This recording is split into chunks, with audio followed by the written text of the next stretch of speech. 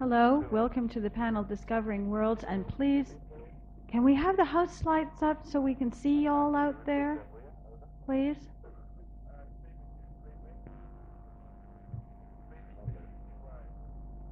Thank you. The panel today deals with the work of Ursula Le Guin, and specifically with her fantasy books. It's called Discovering Worlds. And with us to, I'm Susan Wood, by the way, I'm moderating this thing. And with us to discuss Ursula's work with her are working from my left, your right, Stella Lees, who teaches children's literature at Melbourne State College, and primarily in a course training librarians. So this is her interest in children's literature. Peter Nicholls, the administrator of the Science Fiction Foundation in Great Britain and editor of its journal Foundation. He's a critic and most recently is the author of an excellent article, Teaching Children the Value of Death, a review of the Earthsea books and specifically of The Furthest Shore.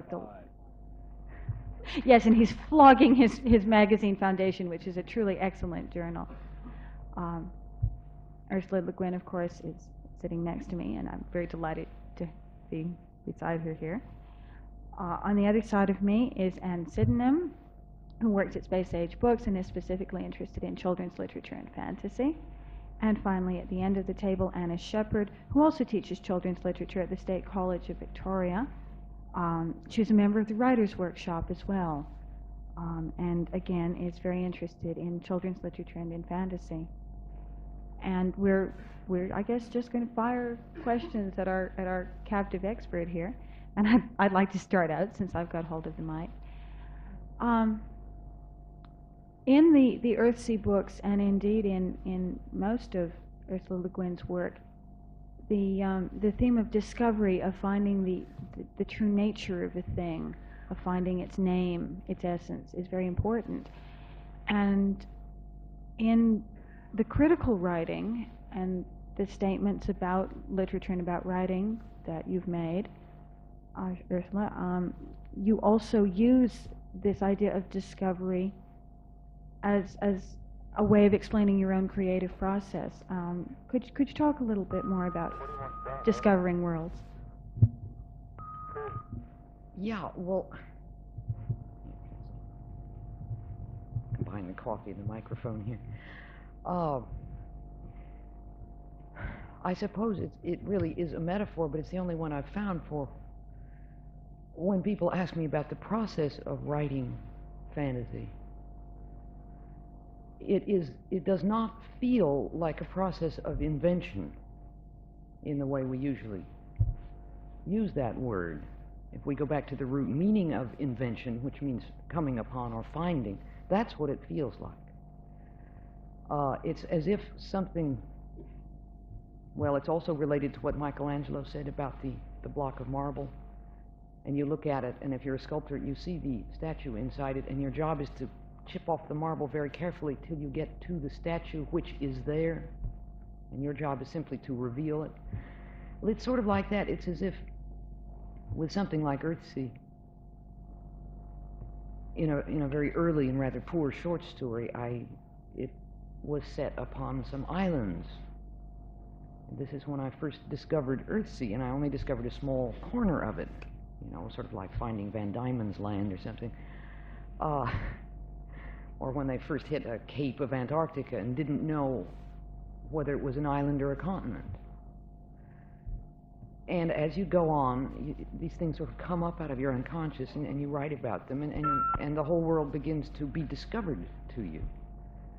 But it doesn't seem as if you've made it up. It seems as if it were there, inside you, and you found it. And I think the psychologist whom I have found is most useful to me as an artist, who seems to talk about my experiences, is Jung. And I think what I'm trying to say here with my metaphor is something related to what Jung was trying to say with his metaphor of the collective unconscious, that there are areas down inside us which we don't know and which we have to discover. and which are common to us, not in any occult fashion, just in the same way as we all have two legs and two arms, that we all share certain structures of the psyche, and that the fantasist's job is sort of to get down and bring some of those up into the daylight, into consciousness. Stephen, are you receiving me? Ursula, I've got a question, remotely connected only, I suppose, to what you've just said. But I've been interested in a lot of the things that have come out on panels so far in this convention. Right. There's been a lot of talk about the science fiction ghetto. There's been a lot of talk from people who disapprove of there being a science fiction ghetto with one hand, but with the other have been more or less creating a children's literature ghetto. Some rather demeaning remarks about kiddie lit, I remember, in an earlier panel. The Earthsea books could be described as kiddie lit, though I'm sure they'd all rather not. Could you darken down, please? I want to ask Ursula what she thinks of the children's literature ghetto. First of all, does it exist as a ghetto? Do publishers really think that children's literature is a separate and on the whole inferior art form? So I want to know what she thinks of the actual situation, and B, I'd like to know what she thinks the situation should be. Well, yeah, speaking in business terms, it's very similar to the science fiction ghetto in that it is, for the publisher, children's literature is it's got a ready audience. It's a very sure thing. They know if they've got a pretty good children's book, or certain types of children's book, there is an assured sale for it. They know about how much the sale will be. They know how many books to print. They know which librarians to contact and which booksellers and so on. It's a nice, safe business for the publisher. Apparently there is never, or very, very seldom, I suppose Watership Down is one of the great exceptions. There's hardly ever a bestseller in children's literature. Therefore, at least I suppose it's a cause and effect thing. Therefore, children's writing is very badly underpaid, as a lot of science fiction, most science fiction is compared to ordinary novels. An awful lot of people write children's books with incredibly small advances and with very poor royalties. And they will not band together. Even in science fiction, we've pulled ourselves together and formed the SFWA and done a little fighting for our rights. People who write children's books, I think it is partly because they're about 80% women who are not used to organizing, who are used to kind of taking the short end of the stick. They won't organize, they won't fight, they will sign these lousy contracts. They will sign away their rights. The money in children's books, if it's a good book, the money doesn't come fast. It comes regularly for year after year after year, for generations. The publishers know that. The young writer doesn't, and settles for poor royalties. So business-wise, it's a very bad ghetto. It's one of the worst in publishing. It is very hard to get yourself a decent contract in children's book writing, unless you've already got a name, you know, old double bind. Then there's the other aspect of the ghetto, which is the kind of the social moral aspect of being sort of despised. The tone of voice in which people say to me, "Oh, you write children's books," you know, is enough to make me want to get up and throttle them. Oh, and often, and there's a sort of naivete about it. People say, so often people have said to me, "Oh, I'd like to write a kid's book," or "I'm writing a kid's book because it's easier." It's much the hardest writing I've ever done. And I don't write for little kids, because that's too hard for me. How then do you, can you persuade people that you're dealing with Jungian archetypes and discovering worlds and so on, when they despise kitty lit and put it down? Why do you continue to do it? Well, that's their loss, not mine. After all, these are the kind of people who talk that way are usually adults unsure of their own maturity. When I write a book for young adults, as they call it, which is what mine are classified as, I'm writing for the kids from 12 up, and They aren't ashamed of being kids, and they aren't ashamed of reading children's books. They're my readers. They're the most demanding audience there is in the world, I think. And, you know, that justifies itself, sort of. I can just pursue that for a moment, Ursula. In the Earthsea trilogy, it seems to me that you've faced some of the most serious questions of life. In your more traditionally science fiction books, while I admire them very much, I don't think that they face those same sort of issues. Why then use what is a children's field, children's literature, to pursue this archetype, these archetypes? I think it's not because I was writing for children, because actually after about page 3, I forgot that. And as those of you who've read them know, by the third book, you can't really call The Farthest Shore a children's book. The only thing that classifies it that way for a publisher is it has one young protagonist. I think the motive thing there is that I was writing fantasy, and fantasy does rise from the deep levels and does go back to the deep levels. And the subjects of real fantasy, as it's been written in England for 100 years or so, do tend to be the big subjects, birth and death and things like that. Why do we call fantasy children's literature then? Why do we say, oh, that's just escape literature, that's fantasy, that's just for kids? Why do we do that? Why do publishers do that? Well, I think we do it. I don't think that's so much the publisher's fault. I think a lot of people really are afraid of fantasy. As an American, I'm particularly aware of this. I don't know how it is in Australia. I think it's quite different in England, and maybe Peter could enlarge on that a little in a moment. But Americans are afraid of dragons. They really are. And this put-down bit, oh, you write children's books and so on, is partly, definitely, I mean, visibly defensive. I don't want my archetypes brought up into the light. I don't want you talking about these things. I want it all nicely smeared over with everyday conventionality. I think some people are genuinely upset by fantasy, the way they are. They don't want to think about their own dreams. They don't want to read books by psychologists because it's all about crazy people. You know, that sort of thing. You're dealing with dangerous stuff in fantasy. You are dealing with the stuff of dreams and the matter of archetype, and it does verge into insanity. And yet children seem to be the ones who like to read that Right. sort of thing. Children seem to have the normal child seems to have a much surer grasp on reality than the normal adult, it seems to me.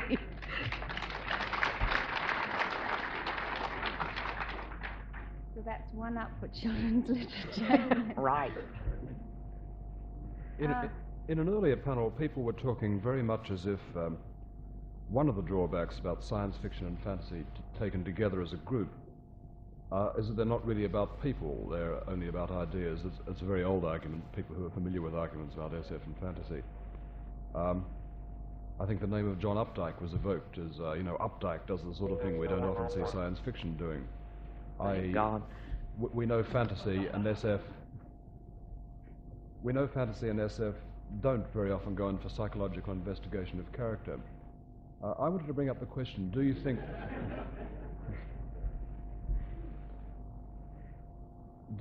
that the investigation of character is the only way of talking about people? I mean, what strikes me as really interesting about the Earthsea books is they tell us an awful lot about what it's like to be human. It seems to me that particularly the third book, but all three really, delve pretty deeply, but not in the conventional psychological way. I want to propose the idea that in fantasy particularly, we're working not with psychological investigation, but with metaphor, and that it's through metaphor that science fiction and fantasy both tend to tell us what it's like to be alive. What do you think of that? Yeah, well, of course, I keep referring to both science fiction as a whole and fantasy as metaphor itself. But when you get to fantasy, it's metaphor in the way that a dream is a metaphor. To understand a dream that you've had, you have a dream that you know is is meaningful, one of these dreams that insists upon pushing itself into your consciousness so that you feel, I've got to understand what I was trying to tell myself. Dream uses metaphor. Dream uses what Freud called primary process thinking, which is not verbal. And so what fantasy is doing is a very paradoxical thing. It is doing in words what written fantasy is doing. It's putting into words, it's verbalizing what is essentially a nonverbal, I think, perception. And so I think that's one reason real fantasy is rather rare. It's quite a trick. It's like having a dream that's all words and not images. Does that make any sense? I just thought that. Well, Wordsworth agrees with you, actually, Ursula, because I remember reading in the prelude that he saw a drowned man pulled up from the sea, which must have been a pretty horrifying experience for anyone. And he said that his heart wasn't cold because of that, because he'd seen it already in the worlds of fairy. It's the same sort of thing, isn't it? He'd lived it once before. Yeah. How do the people who teach the children's literature courses feel about it? Do you get put down too for teaching kitty-lit? I haven't, no, not so far.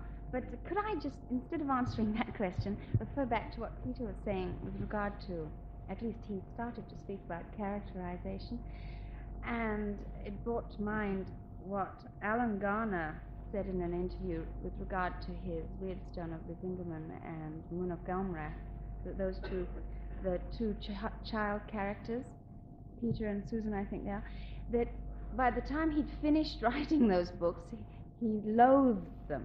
He thought they were absolutely ghastly, and so he rewrote a last chapter and killed them off, and felt really satisfied after having done that.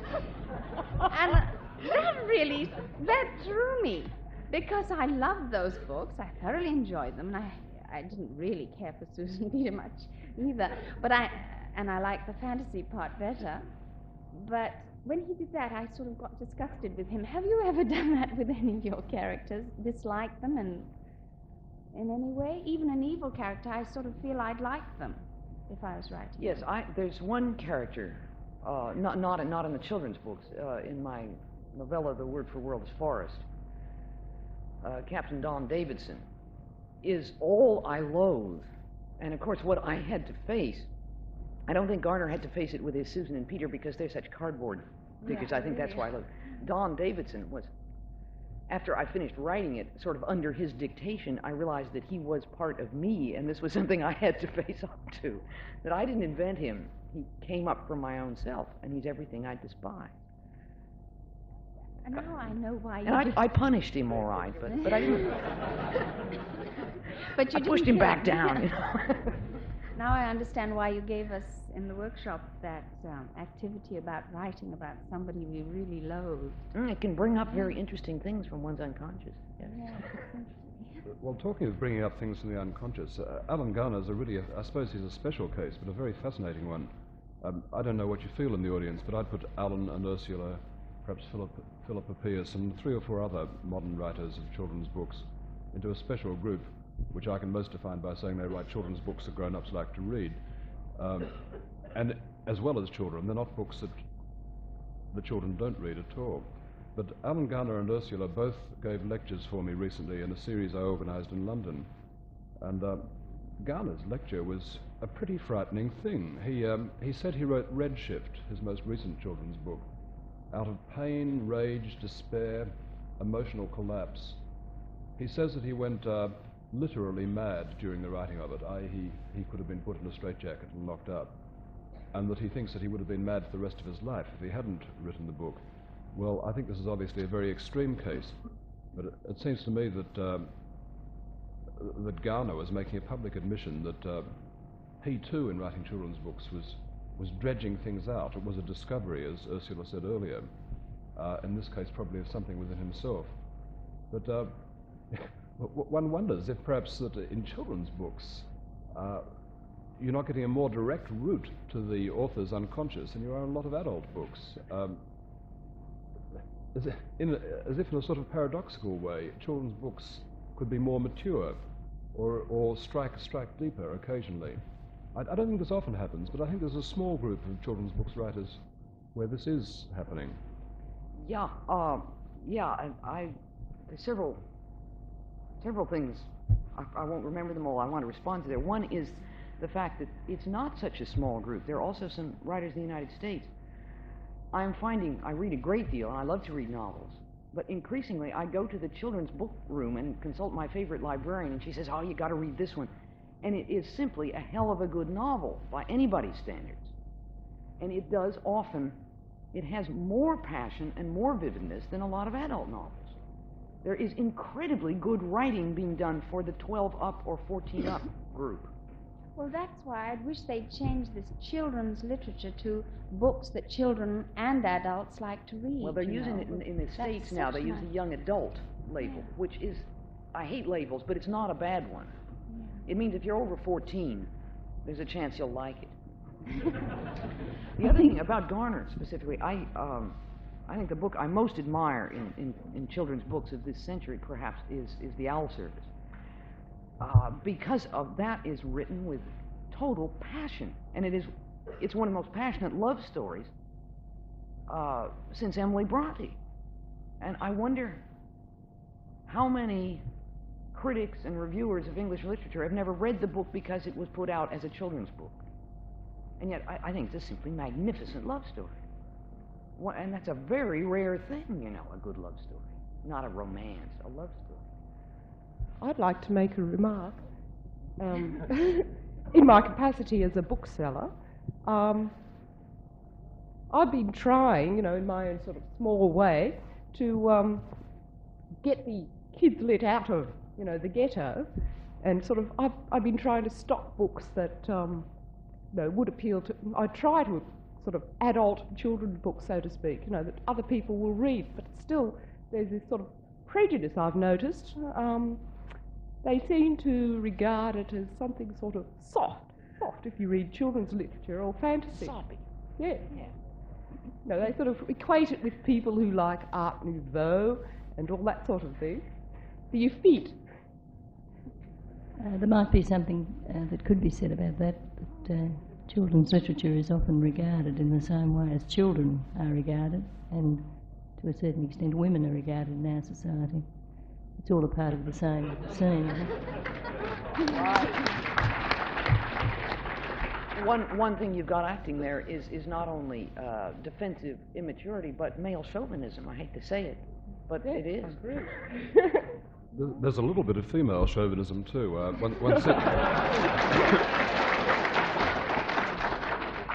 not enough. Well, the particular person I have in mind is an actual female. She's the local librarian in the borough of Haringey, where I live in London, who sits behind the children's counter, and she thinks I'm a dirty old man. I'm convinced of it. I go to the children's counter, and she gives me such a look. I feel as if I've just indecently exposed myself. What is this man with a beard and all doing? And there are little children in the room, and she sort of...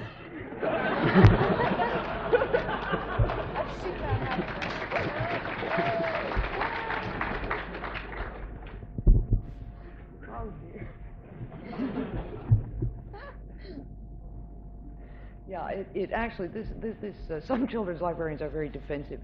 I had the excuse of having 3 children, you know, so I belonged in I could say I'm taking this out for my children. Yeah, I spent 5 years of my life working my way through school, working in a library, and my favorite section was the children's section, because that was where the really interesting stuff was going on. It seems to me that there's a distinction between writing that's done for children in North America and writing that's done for children in Britain. And I was delighted to hear from Ursula that there are writers in North America writing with this kind of passion and interest, because in North America we had Freddie the Pig, you know, A Talking Pig, and Danny Dunn and the Homework Machine, and now we have a spate of books that are terribly realistic and deal with real life problems. And, you know, this week we have the novel about the unwed mother, and next week we have, you know, the novel about the teenage black junkie in Harlem getting mugged, and, you know, all this kind of realistic stuff. and then there's fantasy, and it's in a ghetto, and it's escape literature. And I think the points that people have been making here is that fantasy can deal with deep problems. It's not an escape from reality, but a turning to a different kind of reality. And I'd like to ask both Ursula and Peter, with their experience of the British publishing field, why this distinction is so, why North Americans seem afraid to face these things. Well, I really have the impression, that fantasy, and particularly this type of fantasy, of which Tolkien is the greatest example ever, I imagine, which is sort of available to anyone over 11, up through age 92, is almost a British phenomenon. You look at the rest of Europe, and you have all this magnificent body of myths and legends, but you start trying to name this type of fantasy, and you'll come up with a few isolated beauties like Saint-Exupéry, The Little Prince, which, after all, is also an allegory. It's not a straight fantasy. And you don't come up with very much. It does seem to be an English language phenomenon. Would you agree, Pete? Yes, and I think to some extent it's a recent phenomenon. One of the interesting things about publishing is that so few people can wield so huge an effect. Very often people who work in publishers' offices. And I think we're in the middle now of... I should imagine there are a lot of people sitting here who have read Ursula's Earthsea trilogy, who've probably read some Alan Garner, but may not be aware that we're in the middle of a most extraordinary renaissance of children's literature, or perhaps young adults is better, because I'm thinking of the literature for kids from about 12 through 17. It really is a literary renaissance with few precedents. And I think this is because the atmosphere was, first of all, in England, and I think it's happening now in the United States, was made right just by 2 or 3 people in 2 or 3 publishers' offices who were prepared to take risks. And once the risks were taken, the public response was such that other people came in.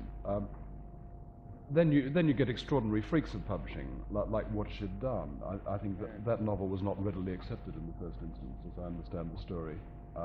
No one could conceivably have predicted the enormous success it was going to have, and indeed, in my view, although it deserved to be successful, there are better children's books that deserve to be even more successful. But I actually get very excited about the whole scene. People are talking about science fiction perhaps going through some doldrums. Well, to turn to that other genre occasionally, and you might find yourself getting very excited indeed. I think it might even, to some extent, start feeding back into science fiction, partly because some of the same people are writing it.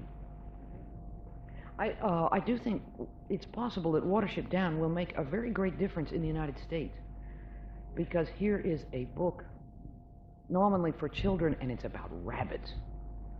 And, it's just incredible, and it took off, and of course was an enormous bestseller, and that's bound to make some publishers sort of sit up and prick up their long rabbit ears and take notice. I think one of the things that happened with Watership Down is that although, in fact, the taboos had been broken in children's literature for about 10 years, a lot of people didn't know. So when they came along to Watership Down, here are these rabbits doing things like having sex and violence and the things that real people do, and presumably real rabbits. And I think there was a slight frisson of excitement amongst the reading public who didn't know that the things that have been happening in Alan Garner's novels for 8 years are enough to, make your average librarian turn grey-haired overnight. I've noticed, actually, that fairy stories are becoming very, very respectable these days. Have you seen the beautiful Oxford edition of the classic fairy tales? And Arthur Rackham's getting reprinted all over the place, and the fantasy drawings, yeah. Yeah, there does seem to be a kind of craving for fantasy, which people are getting less ashamed to admit. They're this thing about, it's like saying I'm mentally 12 years old. I like Arthur Rackham illustrations. They don't feel so held down by that anymore. Yes, well, it's really surprising when you start teaching future teachers and see what little they know about fantasy, even myths or just folk tales. They know about the basic things like Little Red Riding Hood or something, and they'll go as far as The Princess and the Pea, and that's about all. and then trying to get through to them the importance of what Plato said in the Republic, you know, about, well, he didn't recommend, I think, formal education for children, whereas to him it was important that we create imagination or whatever within the child and giving them mental room to expand, so to speak.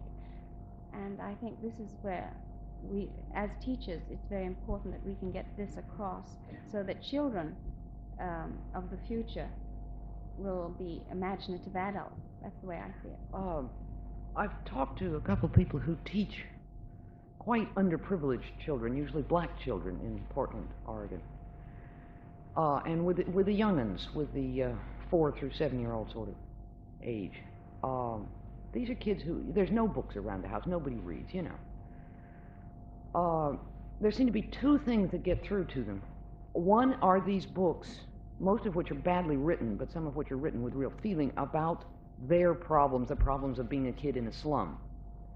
These just, you know, absolutely realistic, naturalistic books.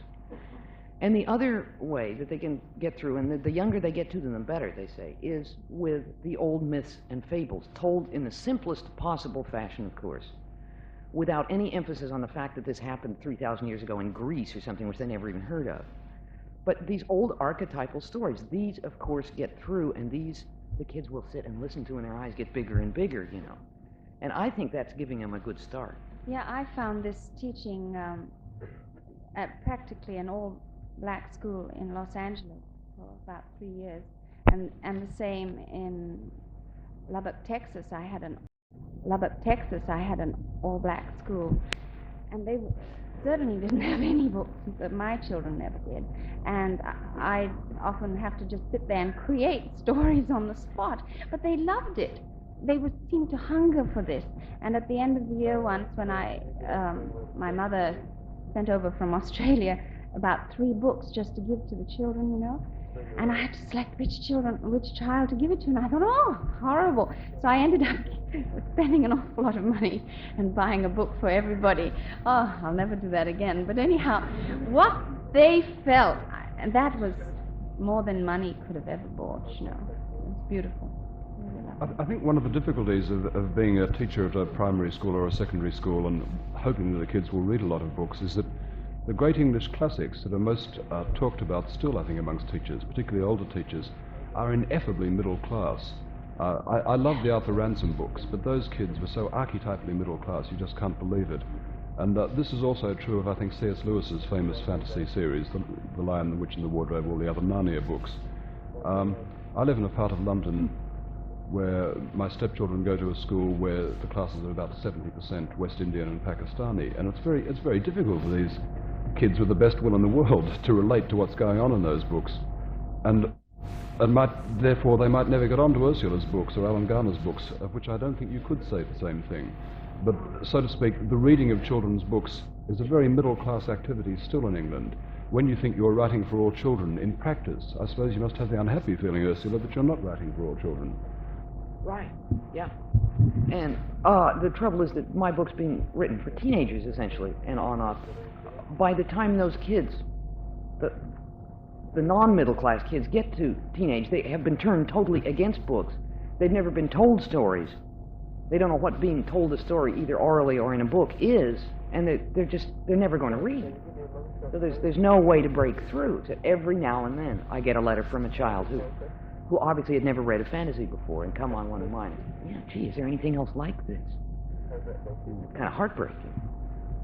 Something else along these lines. Every middle-class English children's book seems to contain a female character named Susan who spends all her life ladling out soup. I resent this tremendously much.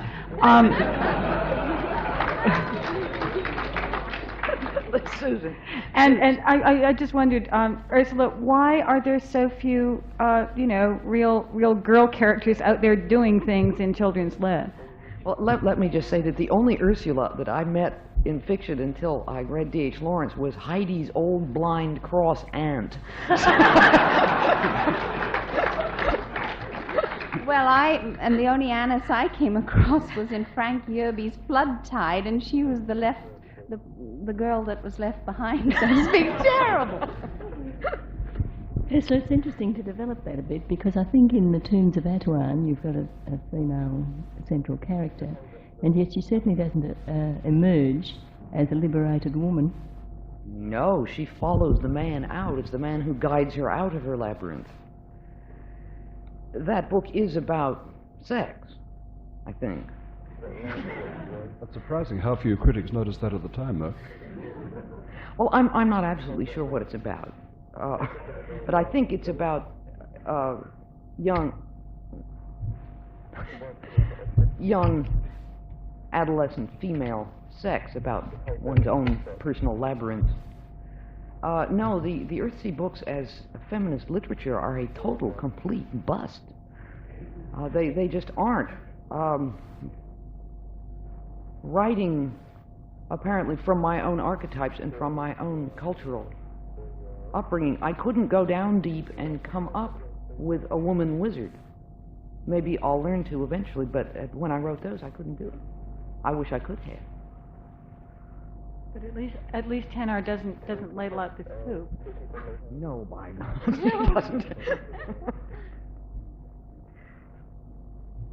We've got about 10 more minutes. Does anybody else on the panel have anything they want to say, or shall we open things up to questions from the audience?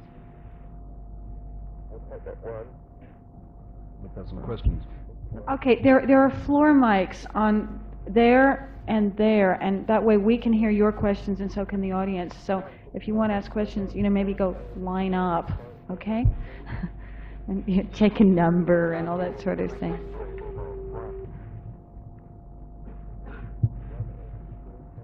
Well, while we're waiting for somebody to come to the mic, how about the saying that hate is akin to love, which seems to indicate that there could also be a very fine line between good and evil. And could you conceive of a hero who is so good that he'd become evil? I mean, that's something that sort of fascinates me lately, and I was just wondering. Well, when you get self-righteous goodness, of course, it often does work as evil. The truly pure and noble reformer. It's wicked to name names, but you get somebody like Ralph Nader. Ralph Nader has been a very good force in the United States. I take it you know who he is. And yet, if you gave Ralph Nader too much power, he is so excessively virtuous, he could become very dangerous. That's the sort of thing like I mean. Mr. Pye.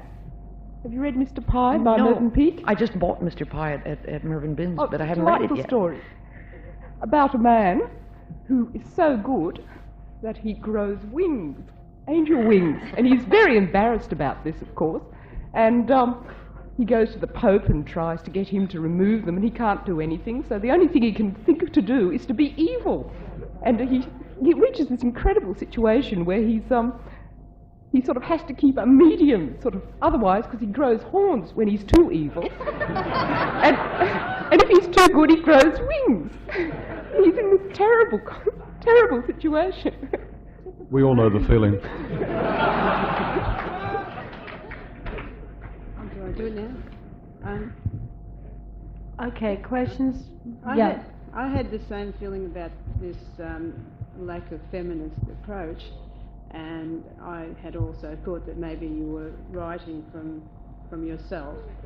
But I'm wondering if there is a place then, if this is the way you mostly write, for trying to change the world rather than writing from your own experience.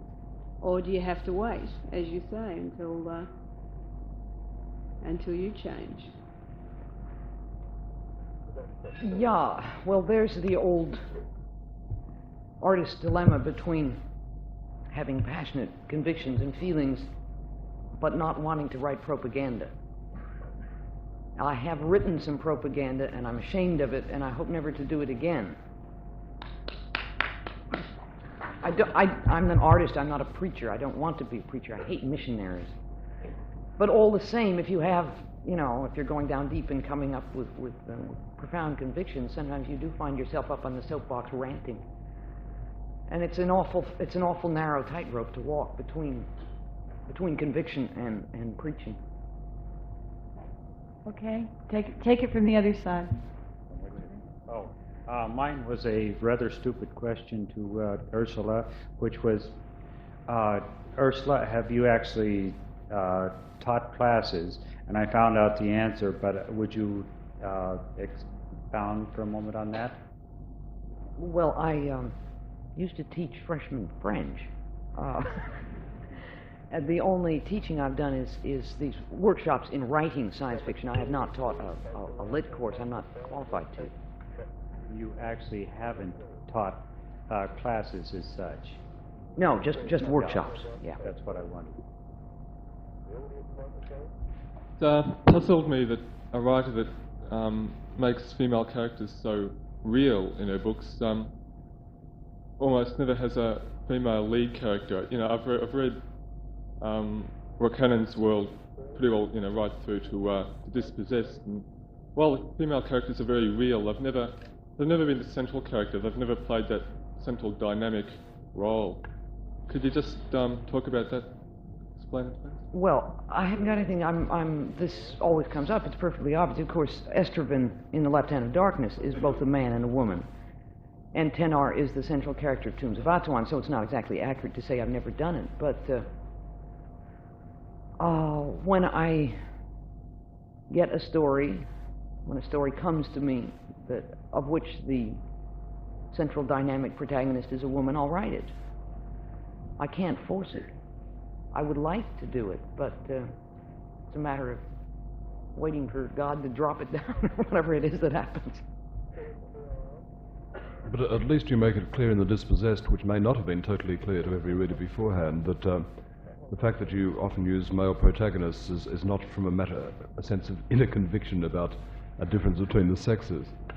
No, and of course, to me, the one thing The Dispossessed is about is a marriage, a coupling, a partnership. And to me, it doesn't matter which one does the physics, but I guess it does to some people. Beef with this characterization, classification of literature.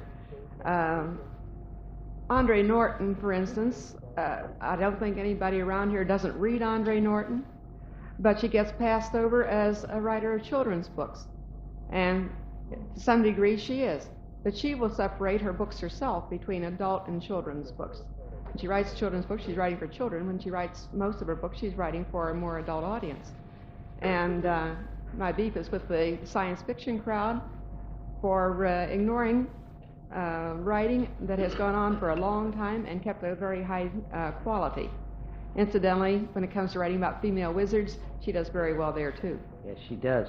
And you do realize that whenever, at least it seems like every time Andre Norton gets a new book out, the TLS gives it a good, sizable review. She has some friends in high places anyway.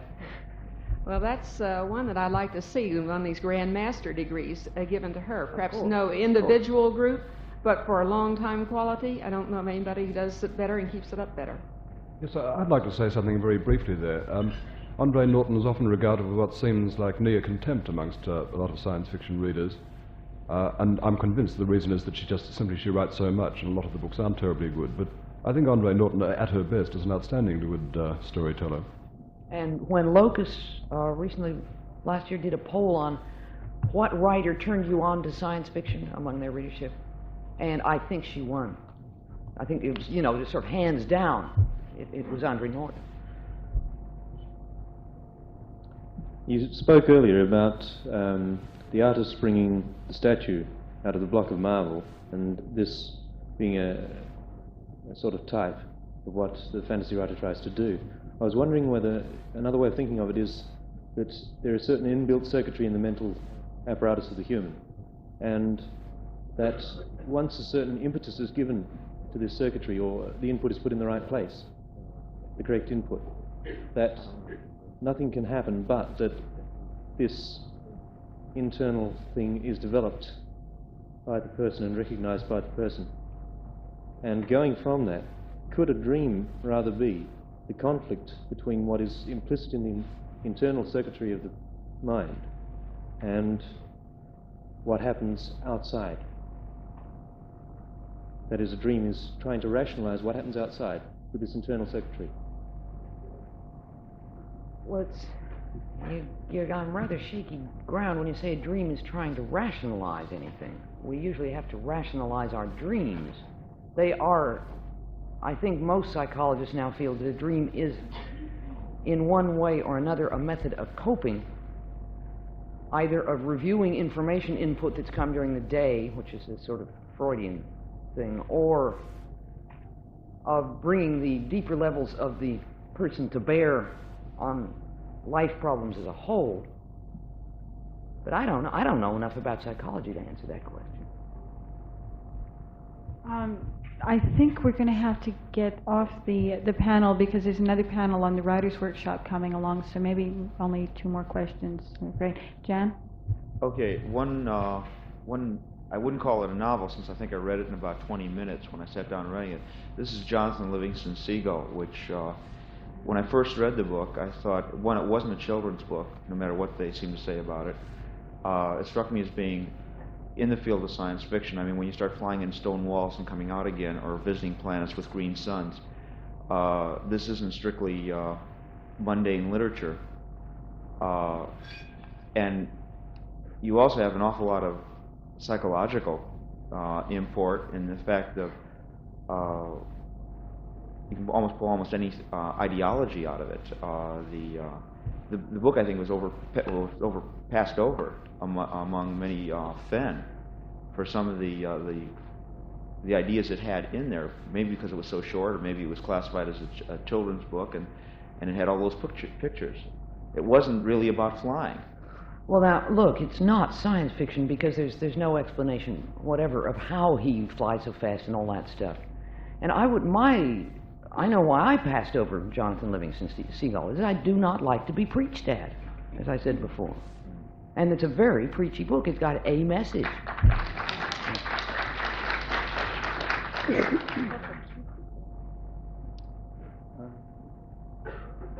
Just one question. As you're talking about the 12-year-olds and 14-year-olds, I wonder if you realise that it is a rule in journalism that the newspapers write all their articles for an age group of 12 to 14 years old. All newspapers. You mean they write for what the adult editors of a newspaper conceive to be the mind of a 12-year-old, which is something else again.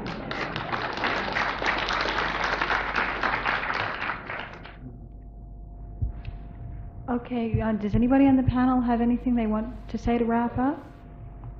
Anna, Anne, Peter, Stella? Okay. It's been fun.